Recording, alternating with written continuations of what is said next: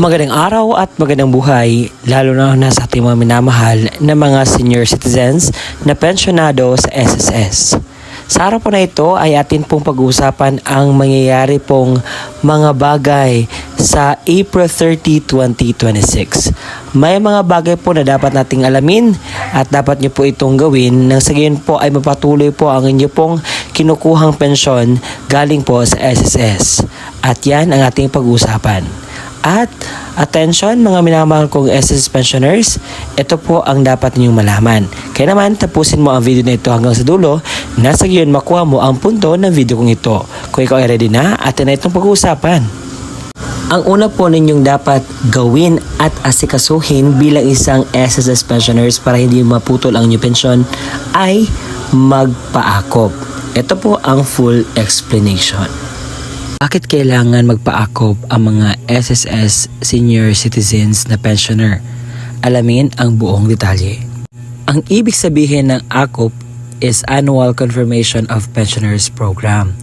Ito ay layunin mapag-report ang mga pensioner ng SSS on a yearly basis para ma-ensure ang patuloy na pagtanggap ng pensyon, subject to their continuing eligibility and the said benefit in accordance po yan sa Republic Act number 3129 or the Social Security Act of 2018. Ang information na ito ay galing pa rin sa www.sss.gov.ph at ito ay legit. Ngayon, ang tanong, sino-sino nga ba ang dapat magpaakop sa SSS? Yun pong mga 80 years old and above residing in the Philippines starting noong March 2024. And those residing abroad, yung may total disability pensioners, death or survivor pensioners, dependent children and their guardian po na mga qualified na mga pensioners para dito. Kapag hindi kayo nakapag-akop, ang mangyayari po dyan is mapuputol po yung tinatanggap nyo na pensyon sa SSS. So ang gagawin nyo, mag-comply kayo pero hindi agad-agad makuha ninyo ang inyong pensyon. Mag-antay pa kayo ng 60 days, 30 to 60 days para matanggap ulit. Ang pangalawa ay ang pension crediting schedule sa batch 1 para po ito sa May 2026. Alamin natin kung ito ba ay kuha ng advance or nasa tamang araw lamang po ito makukuha. Atin pong bigyang pansin ang bagay na ito. Sa circular number 2020-024. Ito po ay para sa ating mga retirement, partial disability, total disability, and death or survivor pensioners. Ito po ay revised schedule sa inyo pong monthly pension kung kailan po makikredit sa inyo pong mga ATM. So, may tinatawag po tayong date of contingency kung saan dito po malaman natin kung anong batch po tayo, first batch ba or second batch. Kung ang date of contingency mo ay belong sa first to 15th day of the month, so makukuha nyo po ang inyo pong pensyon sa unang araw ng buwan. Take note of that. Kapag ang date of contingency mo naman ay nasa 16 to last day of the month, so ang inyo pong pensyon ay makuha sa ikalabing-anim ng buwan or 16th day of the month. Pero meron nakalagay na take note sa ibaba. If the credit date falls on a Saturday, Sunday, or holiday, the pension shall be credited on the last working day before the Saturday, Sunday, or holiday. So ito po pinapahiwatig na kapag ang pension date or example, ang pension date natin is 1 at saka 16, kung yan po ay napunta sa holiday, Sunday or Saturday, hindi po yan siya makikredit. Kung hindi, maa-advance po yan na maihulog sa inyo pong mga ATM cards. Ito po ang kalendaryo ng Mayo 2026. Alam naman natin na ang May 1 ay isa pong Labor Day o holiday. Sa araw po na ito ay hindi po makikredit ang inyong pong pensyon. So ngayon po ay balikan natin ang kalendaryo ng April. Ang last working days ng April is April 30. So, kaya naman, expect po sa mga batch 1 na ma-advance po ang inyo pong pensyon na maibigay.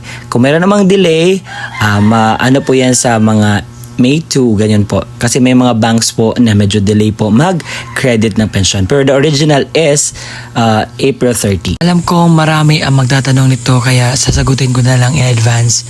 Kung may pension increase ba? To be honest po, wala pong increase na matatanggap sa March. Walang second tranche 1K pension increase po. Walang 3,000 pension increase. Walang 12,000 pension increase. Ano ba yung mga haka-haka or narinig nyo sa ibang vlogger? Wala po yung katotohanan. May dapat bang gawin ang mga pensioners sa SSS? Yes po. Meron pong dapat kayong gawin para hindi po maputol ang inyo pong tinatanggap na pensyon at mapatuloy po ang pagtanggap ninyo ng inyo pong mga benefits galing po sa SSS.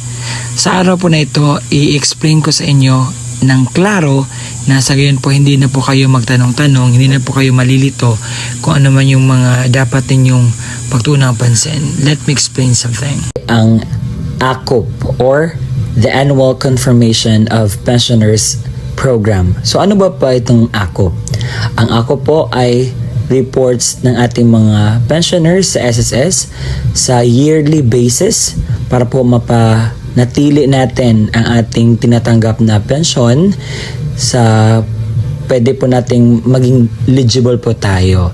So ito po ay according sa Republic Act number 11199 or the Social Security Act of 2018. So, ang mga taong ito ang dapat pong magpahakop.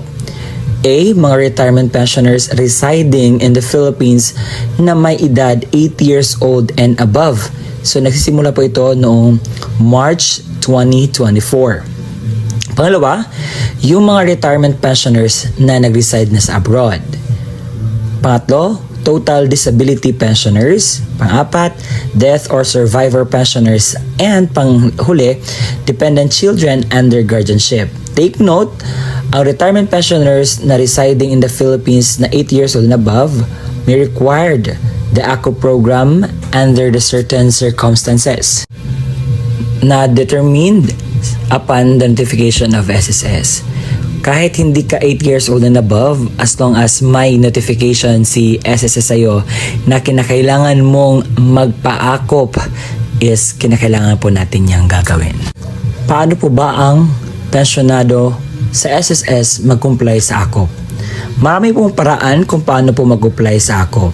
But, una sa lahat, kinakailangan po mag-download ng AKOP form sa appropriate sa inyo pong case. So, ang AKOP form po ay mada-download lamang po yan sa online. At may QR po sa SSS page dahil nag-upload sila every month na may announcement sila na kinakailangan po magpa-AKOP. So, una, ang Annual Confirmation of Pensioners for Retirement or Permanent Disability Pensioners. Annual Confirmation of Pensioners for Surviving Legal Spouse Pensioner. Annual Confirmation of Pensioners for Representative Payee of Dependent Minor Incapacitated Child. Please take note na mag-refer po tayo sa Circular 2023-013 dated 21 December 2023 for the revised guidelines on the AKOP program.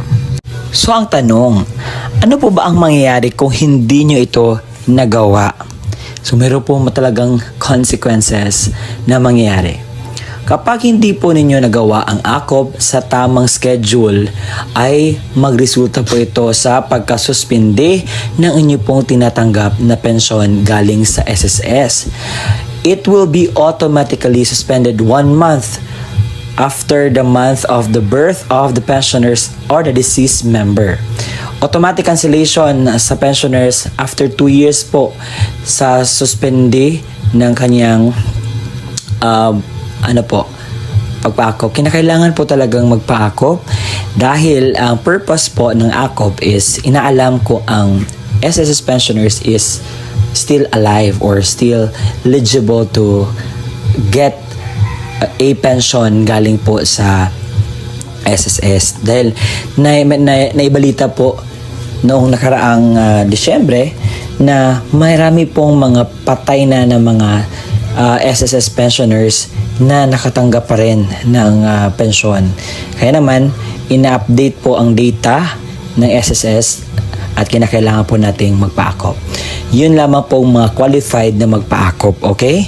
Yung mga ninonotify ni SSS at yung mga 8 years old and above. Kung ang pensioner ay nasuspindi na ang kanyang pensyon, paano nga ba po ba dapat gawin para po maibalik ang kanyang pensyon? So, ang dapat pong gawin para maibalik po ang inyong pensyon is kinakailangan pong mag-comply.